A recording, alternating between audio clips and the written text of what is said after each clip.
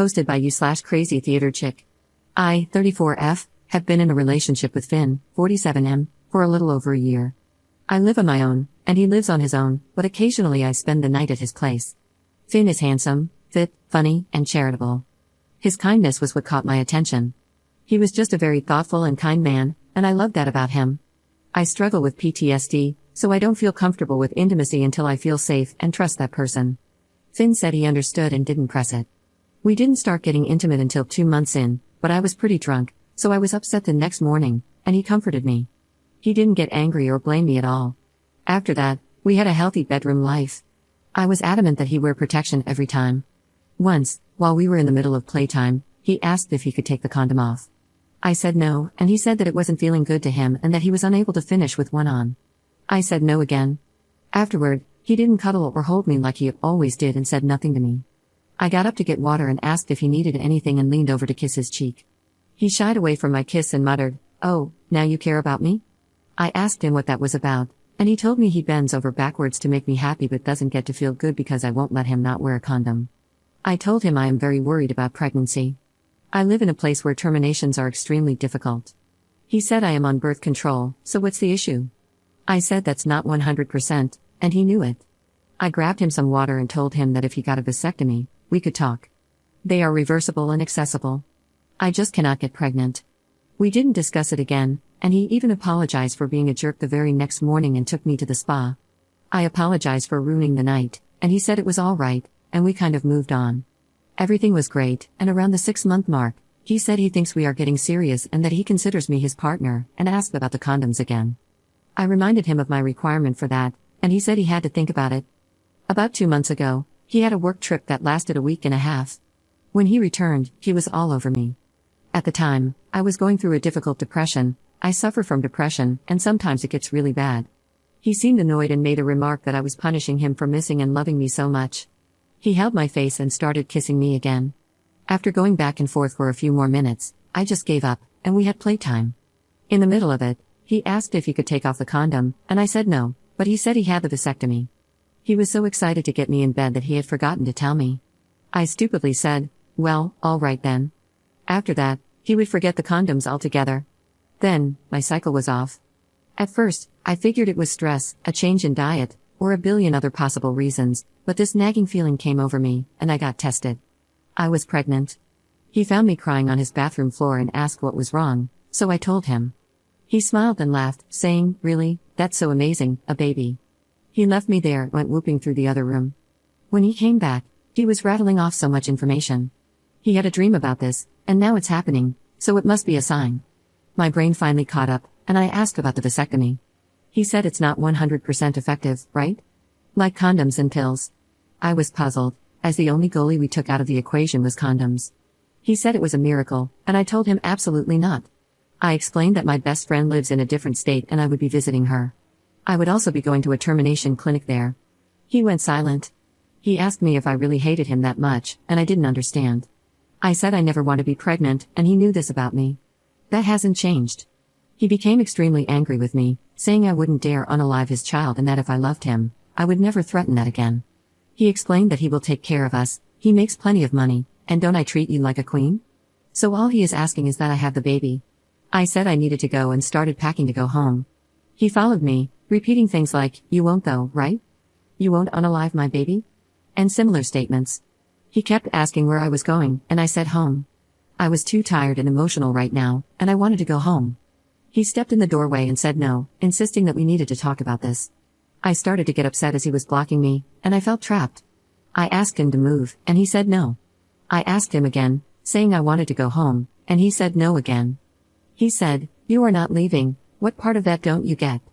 I started crying and grabbed my phone, backing away from him and telling him to stay away from me. Finn looked really sad and said I couldn't be serious. He insisted he would never hurt me and asked me to stop crying. I demanded he let me leave, and he finally did. He has since been calling and texting me, begging me to talk to him.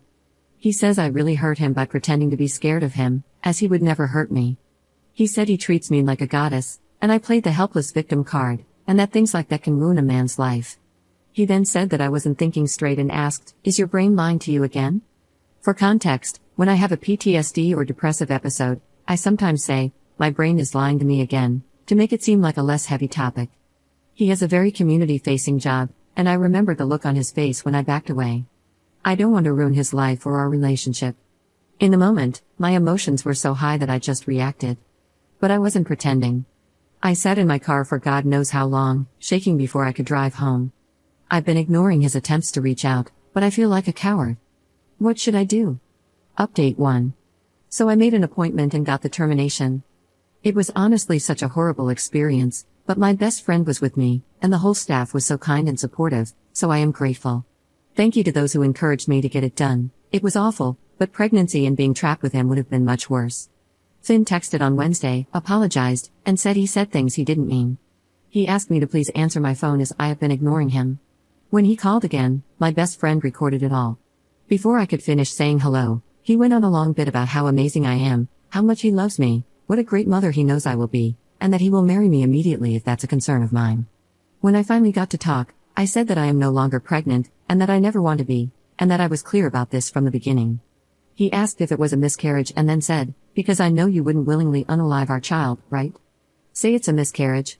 I got quiet, and he said that it's okay, miscarriages are not the female's fault and that we can just try again. I said, what do you mean again? We weren't trying to begin with. I was on birth control, and you had the vasectomy. And, as you all guessed, he laughed and said he lied about the vasectomy so I would give up on condoms. He had long decided I was perfect and he loved me and wanted me to be the mother of his kids. My best friend spoke up and said that was recorded and to leave me alone, or she would post it on social media. He started screaming at us. Then he sounded like he was crying and said I was a witch for this, that I am a hateful unaliver, and that I broke his heart. He went on to say if I tried to slander him to remember actions have consequences. He then broke up with me and said he will check back with me in a few days when I am actually alone, and we will talk in person to see if I have come to my senses. He wants us to go to church together Sunday, which is today, and set a time to pick me up. I said no, but I do have a ring cam, and sure enough, he showed up at my door.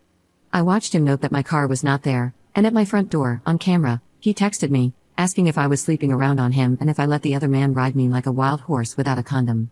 He said that if so, he gets a hall pass. He then said to come home immediately as we need to come to an understanding of our relationship ASAP. I return home tomorrow and don't know what to do. Edit. I won't be going home alone any longer, my bestie is coming with me, and I have a friend in the city who has my spare key and is now watching my home for me. I will be in a safe location with 2 male friends who know the whole story, and we are looking into options. Update 2. A lot happened in a short time, but I will try to make it brief. Finn came to my home again, but I was not there. On my ring cam, I saw him have a total fit. He was cursing me out, calling me on the phone, and when he got my voicemail, he muttered, I'm going to effing unalive her, over and over again and said it super loud once before walking off. I have been getting a lot of hate mail, texts, and the like, calling me an unaliver. My Facebook was flooded with these messages as well, and most of the profiles were people who went to Finn's church. So I sent him a text that either the harassment stops or I will post the recordings of him. All of them, the call, his threats, the texts, his voicemails, all of it. He replied, I have been patient in my love for you, but you are being a brat. He went on to say that I need to come to my senses and meet with him because he will no longer spoil me and discipline needs to be introduced to our relationship because actions have consequences. As for the rest, I will skip over a bit for the sake of brevity. My bestie said that I should go to the police, and we did, but nothing concrete has come of it yet, something I low-key expected, honestly. It's a small little city outside a bigger, more populated one, and the small-town vibes can run deep in certain circles. Many of the people go to the church Finn is at, and that includes a lot of the police department. It came to a head last week when I sent some of the recordings to his parents, who are on staff at the local megachurch in the area. His mom responded and asked to meet with me, so I went with my bestie to a public spot in the city. When she met with me, she was incredibly apologetic and said that his position at the church is terminated. The staff will meet about this and decide on the full measure of consequences as his church family. She told me that she herself had a termination before Finn was born, and her decision to do so came hugely from the fact that the father was manipulative and abusive, and she was not ready to be a mother even if she had a reliable and loving partner and co-parent. She went on to meet Finn's father, married him, and had her children. She told me that she isn't sure if I had a termination or miscarriage, but either way, I should not be harassed by Christians claiming to be pro-life. I can't explain to you the relief those words gave me, considering the vile messages I received. Finn's sister reached out to me via text to share that she does not condone what her brother has been doing and to reach out if I needed anything. Finn was later arrested for assault, but I don't know who he assaulted or why. I just know that he was taken into custody, and as he put me down as his partner, I was called to pick him up after he had been released. I didn't pick him up. I have since been looking for a new place to live as he knows my address and has come by more than a couple of times. I'm staying with two of my best friends away from my town, and my home is more or less storage for my things until I find a place to move. Finn sent me a text telling me that I am a cruel witch who ruined his life and broke his heart all because he loved me. He added that I shouldn't trouble myself with acting scared of him anymore because he is leaving the state soon for a new job. He ended the message with, I have, do, and always will love you, and perhaps one day your cold heart will melt and you can find within it your buried love for me. Like bro, take the sugar out of your Kool-Aid because I ain't drinking it anymore. Not to say everything is sunshine and roses. I have been in a lot of therapy and am finding that I overlooked many red flags and need to unlearn a lot of people-pleasing behaviors to become a more confident and true version of myself. Plus, my friends don't fully believe he is leaving town, so I am still staying with them for the time being. I love them a lot, but it's like having older siblings fussing about like mother hens. I cannot wait to have my new place. Thank you all for the kindness and support. I think this is my last update on the matter, as I don't intend on wasting any more time than I have to on that abusive piece of garbage. Remember, you know yourself best and can love yourself best. Life is too short not to make the right choices for yourself, your well-being, and your happiness because you matter. Update 3. So, I moved to Austin and took a pay cut. I can now say that I don't have to worry about Finn anymore. He's currently in prison, awaiting trial for unaliving somebody. I know a disjointed rendition of what happened. Finn got drunk out of his mind at a local bar, then got into a heated argument with a retired Marine because the Marine spoke about his wife's termination. They fought, Finn got beat up, the Marine left, and a regular gave Finn crap for talking smack and then getting beat up. So Finn fought him. He threw the guy into a wall, and he hit his head pretty bad. The guy was fine for a few days but passed away due to his injuries. I have since gotten a new job in Austin and was moving when I heard. Finn's father asked me to testify to his character and to say my termination caused this. I obviously didn't. I moved with only the essentials and had a wonderful summer traveling with friends. I just got back last week and am now unpacking my new home. Unrelated, but Austin is a fun freaking city. When I got back and logged on, I saw a lot of you were concerned about my safety, so I wanted to update. I'm totally okay, already have new friends, and I'm going to adopt possibly the cutest little senior Yorkie. I am literally in the waiting room where they will bring him out after he gets all his exit medical checks done. I'm also in the virtual queue for an adult Rottweiler, and it sounds like I might get her. So I may have her by the time the work week begins. Anyway, I wanted to say thanks to everyone who was supportive. Have a wonderful day.